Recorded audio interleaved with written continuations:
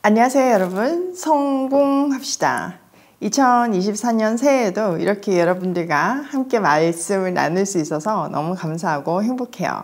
올 한해도 우리 열심히 성경 공부해서 또 이 수익금으로 많은 아이들을 살리는 그런 귀한 오이 패밀리가 되면 좋겠어요. 자, 오늘 우리가 살펴볼 본문은요, 너무나 절묘하게 새해를 시작하는 우리에게 큰 희망을 주고 있는데요, 본문을 통해서 주께서 행하시는 일들을 기대하는 한 해를 출발해 보아요. 자, 1절. 주님께서 모세에게 말씀하셨다. 너는 이스라엘 자손에게 말하여 오던 길로 되돌아가서 믹돌과 바다 사이에 히야히롯 앞 곧 바알스본 맞은쪽 바닷가에 장막을 치라고 하여라. 자, 주님께서 모세에게 한 지역을 지정하셨어요. 그곳으로 가서 장막을 치라고 하는데 보니까 바닷가 앞이에요. 그러니까 바다로 가로막힌 곳이죠. 여기가 정확하게 어딘지는 밝혀지지 않는데요, 중요한 것은 하나님께서 특별한 목적을 가지고 이곳으로 가서 장막을 치라는 거예요. 그것도 보면 오던 길로 되돌아가라고 하고 있죠. 그러니까 특별한 계획이 숨겨져 있는 것이 느껴지시죠? 자, 3절. 그러면 바로는 이스라엘 자손이 막막한 광야에 갇혀서 아직 이 땅을 헤매고 있을 것이라고 생각할 것이다. 내가 바로의 고집을 꺾지 않고 그대로 둘 터이니 그가 너희를 뒤쫓아올 것이다. 그러나 나는 바로와 그 군대를 물리침으로써 나의 영광을 드러낼 것이니 이집트 사람들이 이것을 보고서 내가 주님임을 알게 될 것이다. 이스라엘 자손은 모세가 시키는 대로 하였다. 자, 하나님께서 딱 지정하신 그곳에 장막을 치라고 한 목적이 기록되어 있어요. 바로의 눈에 이스라엘 백성이 광야에 갇혀서 헤매고 있는 것처럼 보이게 하기 위함이죠. 한마디로 도관에 든 쥐처럼 느껴져가지고 막 다시 추격하게 만들겠다는 뜻이에요. 그럴 수밖에 없는 게 바로 앞에는 바다로 가로막혀 있고 뒤에서 자기네들이 추격하면 어떻게 할 방법이 없는 거잖아요. 이처럼요, 때로 하나님은요, 말씀대로 사는 우리가 세상 사람들 눈에는 갇혀가지고 헤매는 것처럼 보이게 하실 때가 있어요. 그런데 그것이 하나님의 작전이라는 것을 꼭 기억하셔야 돼요. 그런 착각을 통해서 하시는 일이 있는데 바로 세상에 하나님의 영광을 드러내시며 하나님이 주님이심을 알려주는 거죠. 사실 이 당시 바로는요, 신의 위치에 있었어요. 그러니까 이거는 단순히 그냥 하나님이 바로를 치는 정도가 아니라 그들의 신을 치시는 거예요. 그들의 신이 무기력하게 무너지는 것을 통해서 하나님만이 주님이심을 드러내시겠다는 거죠. 바로는 고집을 꺾지 않고 그 큰 그림을 보지도 못하고 도관에 든 쥐 같은 이스라엘 백성들을 쫓아와요. 이것을 통해서 이스라엘 백성들도 하나님의 하나님 되심을 알게 되고 또 이집트 사람들에게도 하나님을 알려주시죠. 자, 5절. 이스라엘 백성이 도망쳤다는 소식이 이집트의 왕의 귀에 들어갔다. 그러자 바로와 그의 신하들은 이 백성에 대한 생각을 바꾸었다.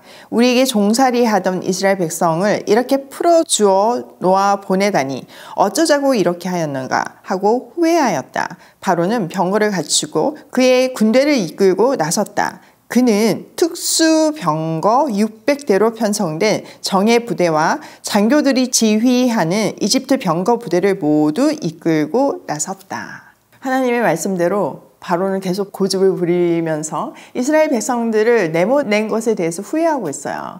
왜냐하면 이스라엘 백성들은요, 이집트에 없어서는 안 될 엄청난 노동력이었잖아요. 장정만 60만이 되는 그 노동력을 잃었으니까 경제적인 손실이 어마무시했죠.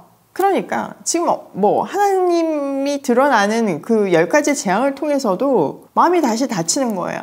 눈앞의 그 이익 때문에, 경제적인 손실 때문에 장자의 죽음이라는 엄청난 재앙을 겪으면서도 다시 완고하게 마음을 바꿔요. 하나님을 알만도 하잖아요. 근데 그는 다시 병거를 갖추고 군대를 이끌고 이스라엘 백성들을 추격하죠.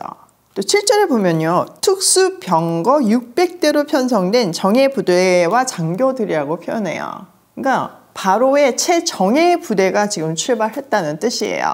자, 8절. 주님께서 이집트의 왕 바로의 마음을 고집스럽게 하시니 바로가 주님의 보호를 받으면서 당당하게 나가고 있는 이스라엘 자손을 뒤쫓았다. 마침내 바로의 모든 병거와 기마와 그의 기병과 보병으로 구성된 이집트 군대가 이스라엘 백성을 추격하여 그들이 진을 치고 있는 비하 히롯 근처 바알스본 맞은쪽 바닷가에 이르렀다. 바로는요 정예 부대를 이끌고 주님의 보호를 받으면서 당당하게 출애굽하는 이스라엘 백성들을 뒤쫓았어요. 자, 여기 8절에 보면 당당하게의 풋노트가 있잖아요. 높은 손으로라고 기록되어 있어요. 이 손을 들다는 의미는요 반기를 들었다라는 의미도 있거든요. 그러니까 지금 바로는 하나님한테 코가 납작해졌잖아요. 그 바로에게 반기를 들면서 당당하게 나아갔다는 뜻이에요. 신앙적인 고백이 아니고요. 신앙적인 고백이라고 볼 수 없는 근거가 바로 뒤에 이제 막 이집트 군사들이 쫓아오니까 왜 데리고 나왔냐고 막 난리치잖아요. 마침내 바로의 최정예 부대는요 이스라엘 백성들이 장막을 친 그곳까지 추격해 왔어요. 바다 앞이라고 계속 성경이 강조하면서 이거는 하나님이 하신 일이다 라는 것을 보여주고 있죠. 자, 10절. 바로가 다가오고 있었다. 이스라엘 자손이 고개를 들고 보니 이집트 사람들이 그들을 추격하여 오고 있었다. 이스라엘 자손은 크게 두려워하며 주님을 부르짖었다. 그들은 모세를 원망하며 말하였다. 이집트에는 묘자리가 없어서 우리를 이 광야에다 끌어내어 죽이려 하는 것입니까? 우리를 이집트에서 끌어내어 여기서 이런 일을 당하게 하다니 왜 우리를 이렇게 만드십니까? 이집트에 있을 때 우리가 이미 당신에게 말하지 않았습니까? 광야에 나가 죽는 것보다 이집트 사람을 섬기는 것이 더 나으니 우리가 이집트 사람을 섬기게 그대로 내버려 두라고 하지 않았습니까? 본색이 드러나죠. 이스라엘 백성들은요 바로의 군대를 보고 두려워하면서 죽게 부르짖었어요. 그리고 또 모세에게 막 난리를 치죠. 막 원망하죠. 이집트에 매장지가 없어서 자기네들을 죽이려고 이까지 끌고 나왔냐고 불평해요. 사실 생각해보면요 하나님께서 지금 바로가 쫓아올 것이라고 미리 다 말씀해 주셨잖아요. 그들을 무찌름으로 해서 이집트 사람들에게도 하나님의 영광을 드러내실 것이라고 분명하게 말씀해 주셨어요. 근데 그 말씀대로 진짜 그 일이 벌어지니까 두려움에 사로잡혀가지고 자기 마음대로 판단하는 거예요. 하나님의 말씀이 사라져버린 거죠. 솔직히 영적으로 깨어있다면 하나님이 그 정도로 말씀해 주시고 보여주셨으면 지금 바로가 안 쫓아오면 걱정해야 되는 거잖아요. 근데 말씀대로 이루어지는데 원망하고 있어요. 자, 13절. 모세가 백성에게 대답하였다. 두려워하지 마십시오. 당신들은 가만히 서서 주님께서 오늘 당신들을 어떻게 구원하시는지 지켜보기만 하십시오. 당신들이 오늘 보는 이 이집트 사람을 다시는 볼 수 없을 것입니다. 주님께서 당신들을 구하려 주시려고 싸우실 것이니 당신들은 진정하십시오. 모세가 달라졌어요. 딸기나무 가운데서 하나님께서 모세에게 나타나셨을 때 그리고 사명을 주셨을 때 나 못한다고 잡아 떼던 사람이었잖아요. 그러면서 하나님의 이름을 물었어요. 나는 미래로 가보면 알게 될 나이다. 나는 스스로 있는 자이다. 이렇게 말씀을 알려주셨는데 그것은 하나님의 속성을 말하는 이름이었죠.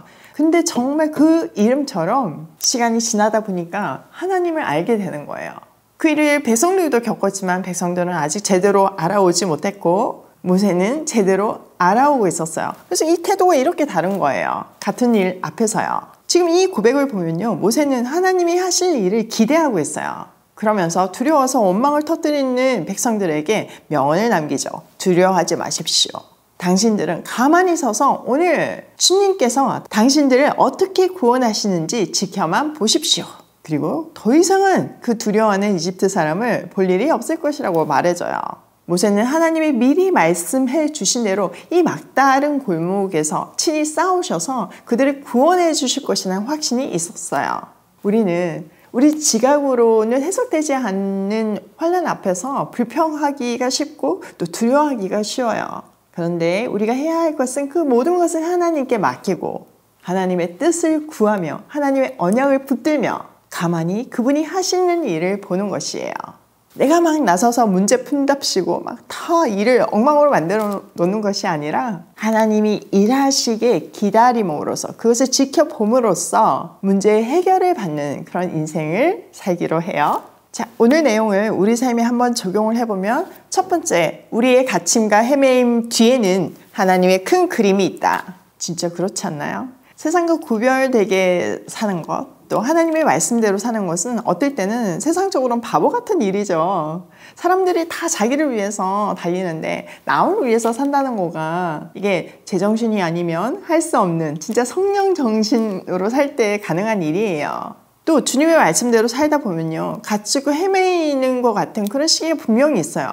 그런데 그 뒤에는 하나님의 원대한 그림이 있다는 것을 기억하시고 이겨내시기를 바래요. 두 번째, 현실을 보고 두려워하지 말자. 현실은요, 우리를 속이고 두렵게 만들어요. 내 시각으로 문제를 해결하는 것이 아니라 하나님의 시선으로 이 문제를 바라보며 해결해야 돼요. 그러려면 우리는 하나님께 시선을 고정시켜야 해요. 세 번째, 가만히 서서 주께서 행하시는 일을 보자. 그러면 하나님은요, 우리를 죽기까지 사랑하시는 분이에요. 근데 그분은요, 우리의 부모님처럼 또 우리들처럼 무능력한 분이 아니에요. 해주고 싶어도 능력이 없어서 못 해주는 분이 아니라 전능하신 분이에요. 하나님이 우리에게 특별한 그림을 줄 때는 그 일에 이유가 있는 거예요. 2024년은 가만히 서서 주께서 행하시는 일을 보며 하나님을 더 경외하는 한 해가 되길 소원해요. 새해도 말씀으로 함께 해주신 여러분께 감사드리며 올 한 해도 승리하기로 해요.